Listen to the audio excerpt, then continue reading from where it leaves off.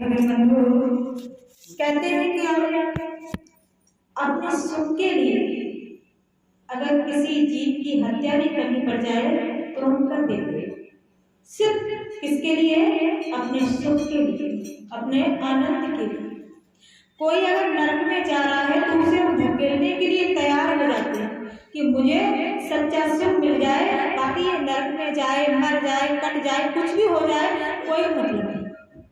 आज दुनिया में इंसान इतना स्वार्थी हो चुका है। खूब पता है कि मेरे माता पिता हैं, खूब पता है ये मेरे लड़का बहू है, मेरी पुत्री है, मेरी पत्नी है, लेकिन कितने दिन के लिए, कितने समय के लिए? जब तक तुम उसके लिए धन कमा रहे हो, उसको कमा कमा कर दे रहे हो, उससे प्रेम कर रहे हो, स्वार्थ के लिए वो तुमसे प्रेम करते हैं, सिर्फ अपनी इच्छाएं पूरी करवाने के लिए तुमसे प्रेम करते हैं। और अगर ऐसा नहीं हुआ तो क्या होता है? वहीं से नफरत करने लगते हैं। कोई इच्छाएं पूरी नहीं हुई तो हम शराब पीने लगते हैं, जुआ खेलने लगते हैं, गलत मार्ग पर चलने लगते हैं, मांस मदिरा खाने लगते हैं। गुस्सा आया, गलत काम करने लगते हैं। और गुस्से में अगर गलत काम ना करो, गुस्से में आकर के ये सोचो कि आज मुझे भगवान की भक्ति करनी है। गुस्से में अगर इंसान कोई गलत काम ना करने की बजाय अच्छा काम करने लगे तो फिर क्या होगा? तब तो उसका गुस्सा बहुत अच्छा है, लेकिन ऐसा नहीं होगा। क्यों? गुस्सा यानी क्रोध, और क्रोध किसने दिया है? काल ने दिया है। ये कोतवाल जो है, दूसरा कोतवाल है, ये काल ने मेरे अंदर स्थापित कर दिया है। इसलिए मुझे इंसान की तो बहुत दूर रही, अगर भगवान ने मेरी इच्छा पूरी नहीं की तो मैं भगवान से भी क्रोध करने लगता हूँ, उन पर भी गुस्सा हो जाता हूँ, उनको भी काली भाली बुरी जो कुछ भी मन में आता है मैं बोलने लगता हूँ। लेकिन नहीं, कुछ नहीं होगा, सिर्फ हमारा ही नुकसान होगा। क्रोध में हम क्या बोल गए, क्रोध में हम कितना गलत बोल गए, कितना मैंने गलत कर दिया, कितना किसके बारे में गलत बोल दिया, ये बाद में पता चलता है मेरा कितना नुकसान होता है। क्रोध में विवेक बुद्धि सब हो जाता है, सब बिल्कुल भ्रष्ट हो जाती है।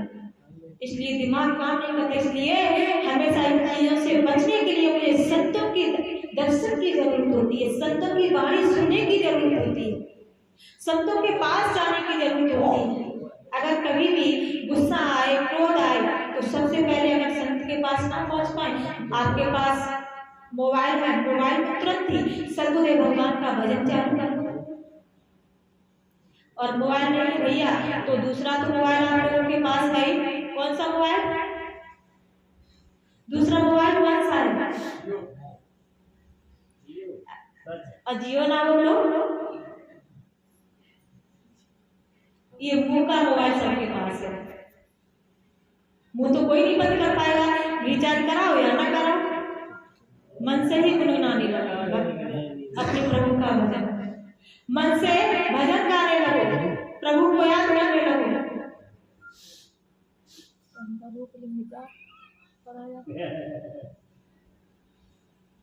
और हाँ, जल्दी 5 मिनट के अंदर आ रही है। अगर क्रोध आ रहा है तो या तो भजन चालू कर लें, या और कुछ ना करो। क्रोध आए तो जिनको उन्हें भगवान ने दीक्षा दी, पहले क्लास की दी, अपनी श्वासों पे ध्यान दें। जिनको तीसरे क्लास की दी वो अपने शब्द में ध्यान देंगे, वही गुस्सा शांत हो जाएगी। और दूसरी बात, अगर ये भी कुछ नहीं तो भगवान का भजन गाने लगो मुंह से। मोबाइल नहीं है, हम पैसे नहीं किराए के लिए आश्रम में नहीं जा सकते, मंदिर में नहीं जा सकते, तो तुम्हारा जो मन मंदिर है उसी में हम अपना भजन गुनगुनाने लगे, भजन गाने लगे। लेकिन क्रोध में ये मत सोचो कि मैं गोली मार लूं मर जाऊं, फांसी लगा लूं मर जाऊं, घर छोड़कर चला जाऊं, या अपने बीवी बच्चों को खत्म कर दूं, पति को खत्म कर दूं, जहर खा लूं, या किसी और का नुकसान कर दूं, शराब पीने लगूं, जुआ खेलने लगूं, मांस मच्छी खाने। ये कुछ भी मत करो। गलत कार्य को अच्छे कार्य में बदल दीजिए। प्रेम में वो ताकत होती है, शांति में वो ताकत होती है, संतोष में वो ताकत होती है। तभी तो संतों ने कहा कि गोधन, कचधन, बाजधन और रतन सब खा, जब आवे संतोष धन, सब धन धूल समा। अगर संतोष आ गया मेरे अंदर तो धन दौलत माया हाथी घोड़े बंगले सब कुछ जो कुछ भी है सब या कुछ भी मेरे लिए ये तो सब संसारी है। बाकी जो तुम्हारे पास अगर संतोष रूपी जो धन आ जाता है तो वो संतोष रूपी धन सबसे बड़ा धन होता है। कुछ भी ना हो, घर में बंटवारा होता है तो हम क्या होता है, भजन में बुद्धि भगवान ने बताया कि भाई भाई के बंटवारे में जब तक शादी नहीं हुई हम भाई भाइयों में प्रेम था, और शादी होने के बाद क्या होता है? ऐसा तो नहीं होता है कि शादी लड़की आई, जिस लड़के से शादी हुई तो उस लड़की ने आकर के दो चूल्हे करवा दिए, ऐसा भी होता है। लेकिन ऐसा भी नहीं होता है। बात क्या होती है कि मेरे भाई भाई में, दो भाइयों में प्रेम था तो दो भाई जब पत्नी आ जाती घर में तो जो प्रेम भाई से था वो भाई का प्रेम कम होकर के पत्नी की तरफ प्रेम ज्यादा हो जाता है। और पत्नी ने अगर कुछ कहा तो पत्नी की भाई की बात ना मान करके, माता पिता की बात ना मान करके, अपनी पत्नी की बात मान करके अलग दो चूल्हे हो जाते हैं। वो कहती नहीं है लेकिन मोह करवा देता है। पत्नी के दुख को हम सहन नहीं कर पाते, पत्नी के कष्ट को हम सहन नहीं कर पाते। और अगर वही पति अपनी पत्नी को समझाए कोई बात नहीं, तुम अपने माता पिता को छोड़ करके यहाँ आई हो, ये भी तुम्हारे माता पिता, अगर कुछ समझाए तो वो भी मान जाएगी। लेकिन नहीं, प्रेम में वो ताकत होती है, धैर्य में संतोष में वो ताकत होती है। भगवान बौद्ध को देखो, सब लोग मना करते रहे कि उधर मत जाना, अंगुलमान डाकू रहता है, सबको मार देता है, खा लेता है, अंगुलियों की माला को काट काट कर, अंगुलियों को काट काट कर माला बना कर पहनता है। उधर मत जाओ भाई, कहाँ जा रहे हो? सबने मना किया। भगवान बौद्ध ने कहा, अरे ये बताओ, उधर आप जाने से मना कर रहे हो, वो तो डाकू है, मैंने उसका क्या बिगाड़ा है? वो मेरा क्या बिगाड़ेगा? मैं उधर ही जाऊंगा। चले गए। अंगुलमान डाकू बहुत क्रोध के साथ आया, तलवार को लेकर, तलवार से प्रहार करने लगा। लेकिन तलवार जैसे उसने ऐसे प्रहार किया तो पीछे की पीछे ही लटकी रही, हाथ आगे नहीं बढ़ा। बहुत गाली दी, क्रोध आया, गुस्सा किया, कटुक वचन बोले, लेकिन भगवान बहुत मंद मंद मुस्कुराते रहे, कुछ नहीं बोले। अंगुलमान डाकू ने कहा, ये बताओ कि मैं इतना गाली दे रहा हूँ, क्रोध कर रहा हूँ, गुस्सा कर रहा हूँ तुम पर, लेकिन तुम मंद मंद मुस्कुरा रहे हो, मेरी एक की गाली का तुमने कोई जवाब नहीं दिया, गुस्सा नहीं किया, इतने मुस्कुरा रहे हो, कैसे इंसान? तलवार से प्रहार किया, मेरी तलवार आगे बढ़ी नहीं। भगवान बौद्ध ने कहा, आपने गाली दी, क्रोध किया, आपने गाली किसको दी? बोले आपको।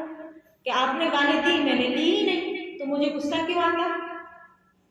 अगर मैं लेता, आपने गाली दी, मैं उस गाली को ले लेता, उसमें विचार करता, अपने ऊपर धारण कर लेता, तो मुझे गुस्सा आता। मैंने ली ही नहीं तो मुझे गुस्सा क्यों आएगा?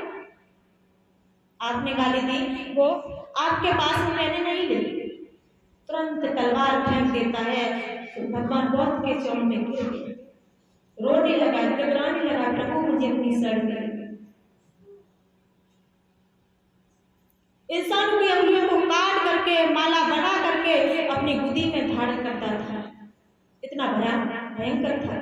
लेकिन मंद मंद मुस्कान ने, एक धैर्यवान पुरुष ने इतने भयानक राक्षस को कैसे एक भक्त बना दिया।